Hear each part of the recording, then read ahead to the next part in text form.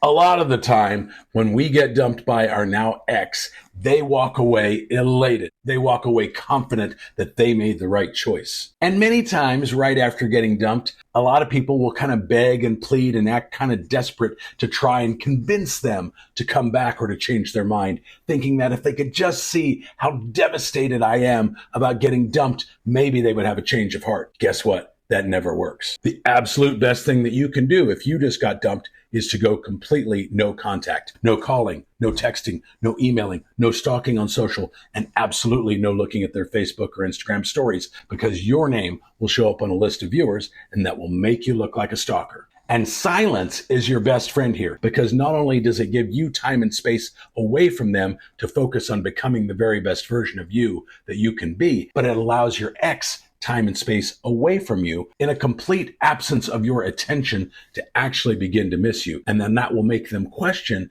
whether or not they did the right thing by dumping you. So in this video, we're looking at the 7 clear ways that your silence is breaking your ex's confidence. So let's talk about it. Way number 1, they expected you to fight for them. And I mentioned before that a lot of the time after getting dumped, people go into kind of this desperation mode where they do beg and plead and come across as needy and frankly pathetic. But most of the time, we don't stay in that frame of mind very long, and then we go into no contact. And that is a complete surprise to them, because your silence contradicts their assumption that you thought they were irreplaceable. And they start questioning whether or not they meant as little to you as your silence is kind of indicating. And while that might seem a little harsh, that is actually exactly what you want. You want them to wonder about you, or if you even care about them at all, because anytime somebody is wondering about you, their attraction for you is going up. And that's exactly what you want if you want them back. And overall, the lack of drama makes them wonder if they misjudged their own importance.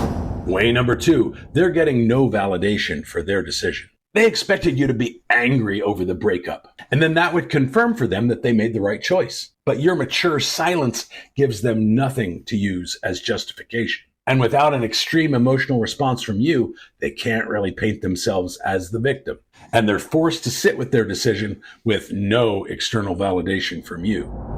Way number 3, they're losing control of the narrative. Dumpers usually expect to dictate the terms of the post-breakup interactions. And your silence means that they can't control how often you communicate, or how you communicate, or when you communicate, or if you communicate at all. They have no idea. And they realize now that they just completely lost any control over you and your emotions. And ultimately, this is shifting the dynamic of them having all of the control and power to you having it. Real quick, if you like this video, give me a thumbs up and then smash that subscribe button too. It's a great way to say thank you to me, and it helps me grow my channel, and I really appreciate you taking the few seconds out of your day to do that right now. Way number 4, they're forced to face their own emotions. Your silence eliminates distractions from their own feelings about the breakup. And without any reaction from you whatsoever, they're kind of forced to sit with their own feelings and deal with their own regret or doubt. And they can't use your reaction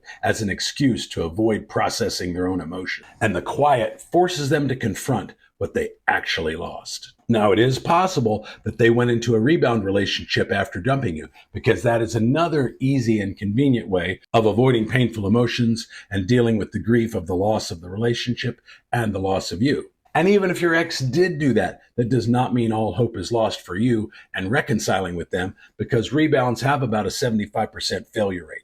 But do know that as long as their relationship is going strong, you should absolutely remain 100% in no contact until that relationship comes crashing and burning, which often takes, I would say, somewhere between 1 and 3 months.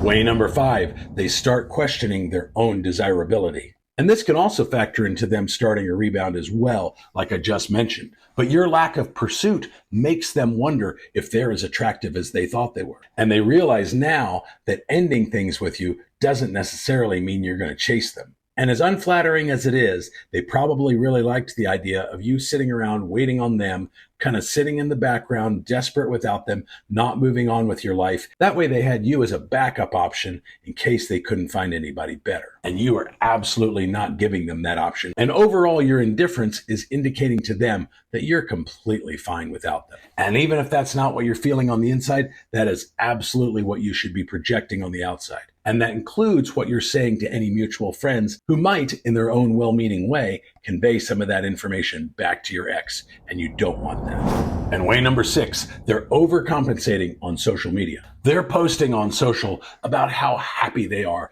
to be free and out of a relationship and out of the constraints of having to answer to somebody else. And they're posting excessively about this more often than they really need to be. Maybe they're sharing content or memes or songs about single life or being alone. Maybe they're suddenly posting a lot of pictures of them out at places with people that you don't recognize. Or if you're on dating apps, maybe you've actually seen them show up on those same dating apps. And ultimately, this kind of performative behavior is revealing that they're trying to convince themselves that they're really happy when they really probably aren't. And way number 7, they're creating elaborate excuses to contact you. Maybe they're texting you now about an article of clothing that they found in their house or their apartment that they want to get back to you. Or maybe you have some shared accounts like a shared Netflix or shared Hulu or shared Disney Plus. Or more practical matters like a bill. Now, I know it would be great for them to reach out over something a little bit more emotional than those kinds of things, but it's a start. And you can build on that as long as you play your cards right. And you may notice that each excuse to reach out is getting a little flimsier and flimsier.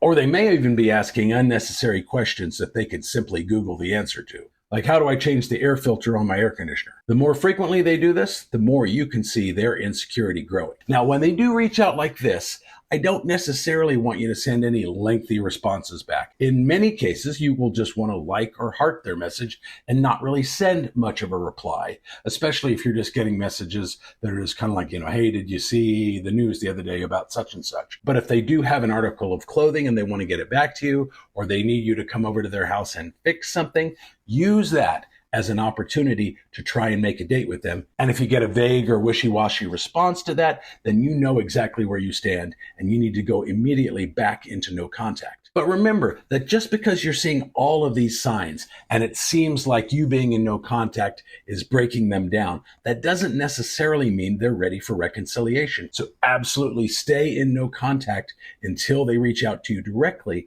and indicate that they want to see you. Then make a date with them in the evening, ideally at your place, and make it happen. Remember, I do offer one-on-one coaching. That can be in the form of a phone call, a Zoom session, or you can simply email me your problem and I'll record a custom video just like this one and get it back to you within a couple of weekdays. If you want more info on that, it's down in the description or on this card right up here. But let me know your story about what's going on with you and your ex down in the comments, and I'll see you in the next video.